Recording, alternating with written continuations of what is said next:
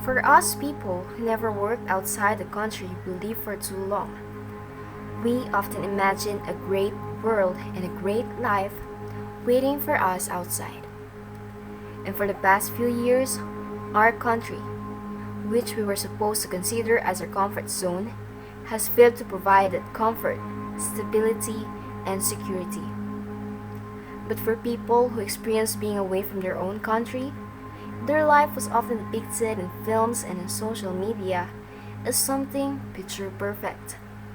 That their life could immediately make a huge turn after spending some time outside. But today, we will have a way to see and to know how this real life is actually in real life.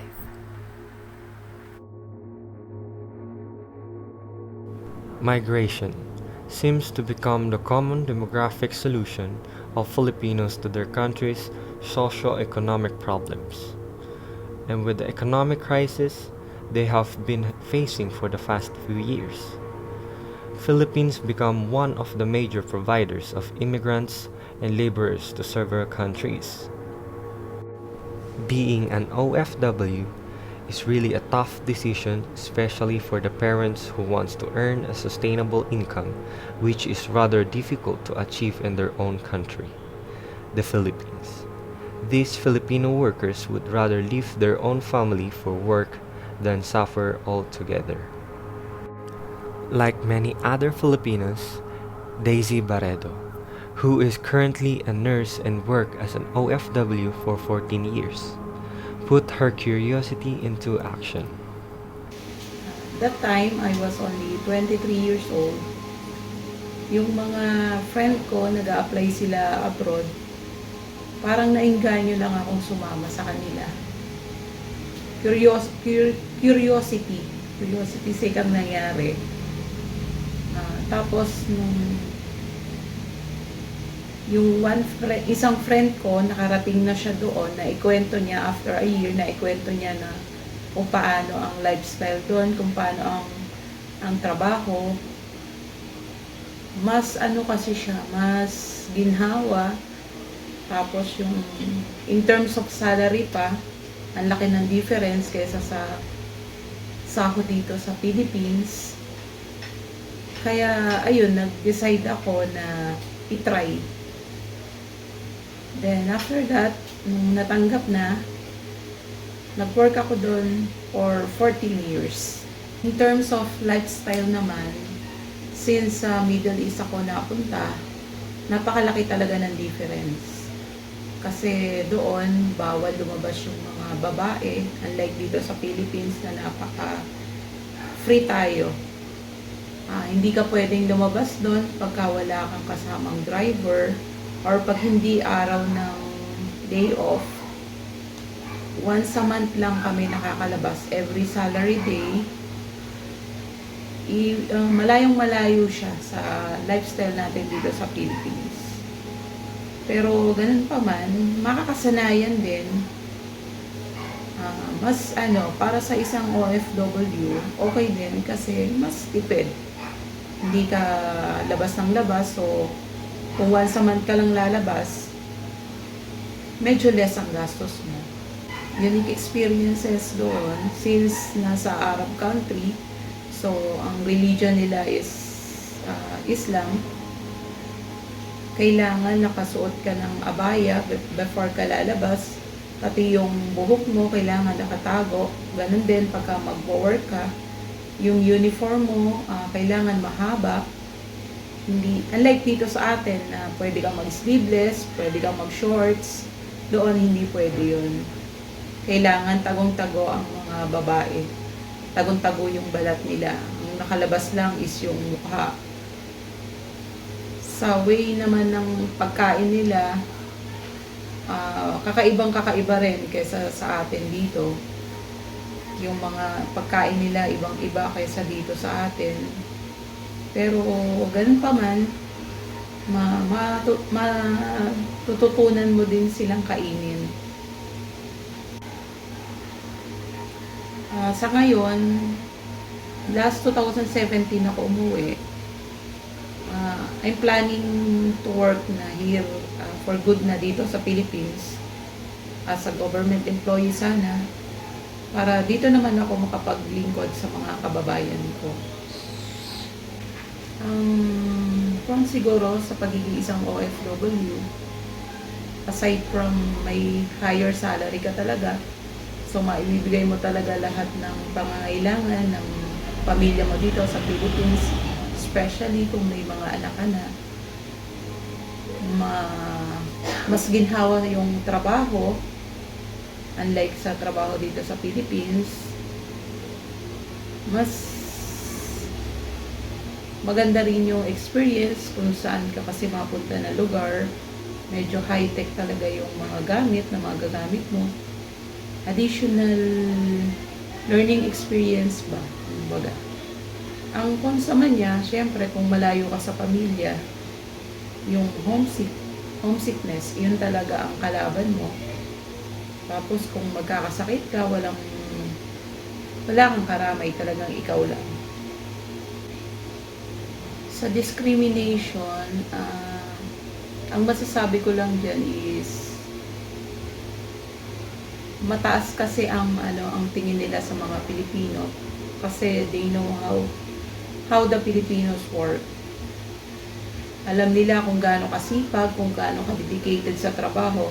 So in terms of work, wala kang discrimination. Ang nangyari lang na discrimination doon sa amin during my time is yung pagdating siguro sa position, kasi as expatriate ka nga, hindi tumataas yung level ng work.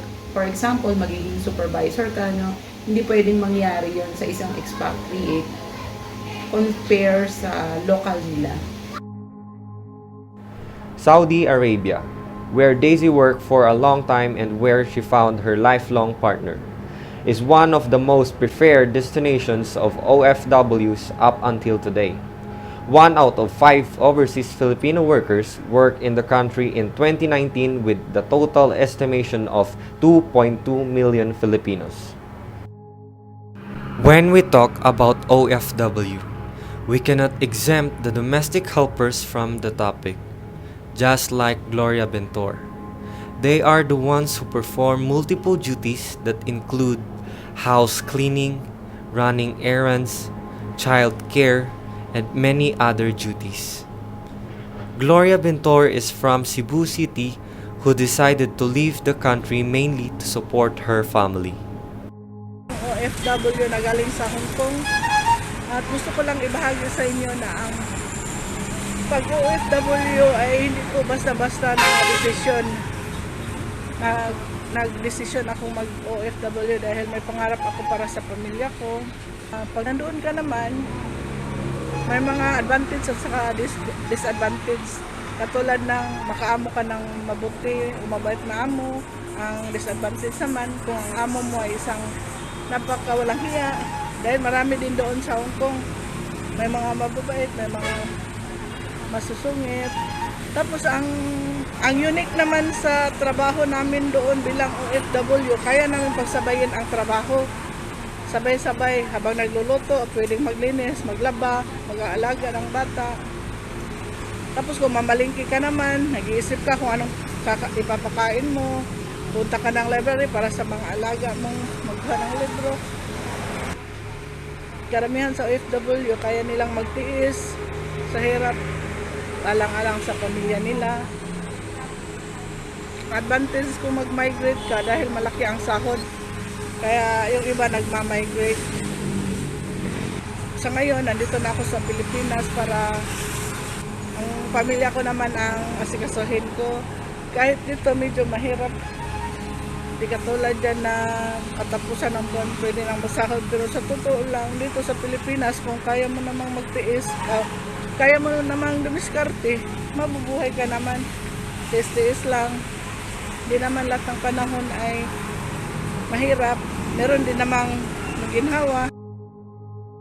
Hong Kong is one of the top countries for newly hired household workers. And as of September 2020, there are approximately 370,000 foreign domestic helpers working in Hong Kong. Being a domestic helper is at risk of any kind of harassment. There are some workers who are at risk of being overworked, harassed, and abused. Luckily, in the case of Lady Jane Villadiego, she didn't experience any physical or emotional harassment while working in Kuwait for 2 years. Thankfully, luck was on her side during the period of her contract. Ako nga po pala si Lady Lane Villadiego, 33 years old, and nakatira po ako sa Sorsogon, and nandito po ako ngayon sa Kuwait. Magto 2 years pa lang ako sa December. Sa December po ang end contract ko. Nagdesisyon po ako mag-abroad kasi para matulungan ko yung asawa ko. Maayos ba yung pamumuhay namin, makaipon, magnegosyo, makabayad sa mga utang, tapos isa pa yung pamilya ko din matulungan ko kahit konti. Sa Pinas, masaya kasi kasama ko pamilya ko, ang mga anak ko, nagagawa lahat kung saan gusto pumunta, nakakain lahat, anong gusto kainin. Hindi gaya dito, malayo sa lahat, malayo sa pamilya, sa anak, di makakain yung pagkain Pinas, at hindi kasama yung pamilya, syempre, malungkot, sobrang lungkot. Pero, sanayan na lang, kagaya ko, sanay na ako. Para sa akin po, dito, wala naman pong problema dito. Hindi po pare-pareho. Kasi, swertihan lang po. Kung mapuntahan mo, okay, mababait, hindi gaya sa iba. Swertihan lang po yung kaya ko dito. Ako po, okay naman ako dito. Mababait sila. Lahat naman okay.